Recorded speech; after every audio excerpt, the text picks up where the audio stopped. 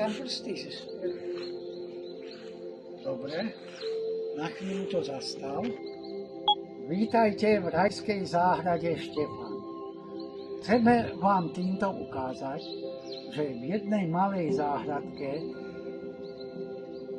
60 metrov štvorcových zhruba sa čo všetko dá vypestovať. Je 27. augusta a chceme vám ukázať, jak sa tu skvele darí. V prvom rade uhorky už niekoľko fliaš sme zavalili. Sú veľmi pekné a zdravé.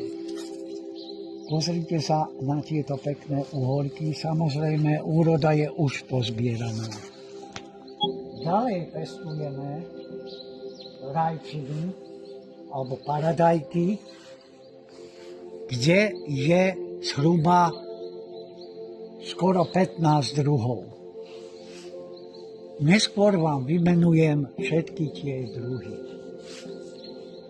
Ďalej tu bola skvelá úroda nechtíkov, to sú jedlé a veľmi užitočné kvety.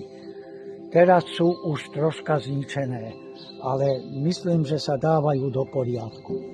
Veľmi pekne vyrástli aj baklažány. Už sme ich pozbierali niekoľko desiatok.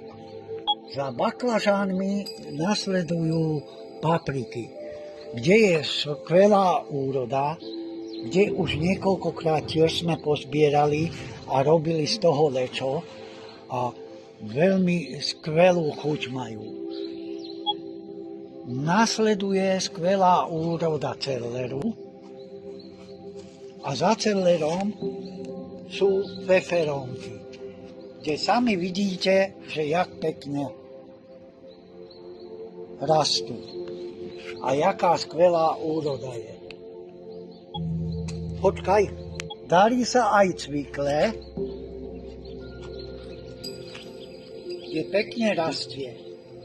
A nasleduje mangol salát, žltý a červený, kde sú veľmi dobré zdravotné benefity.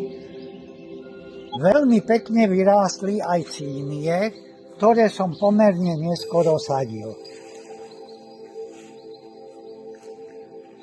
Za cíniami nasledujú cukety, ktoré nie sú po zemi, ale pekne som ich vyviazal na špagát.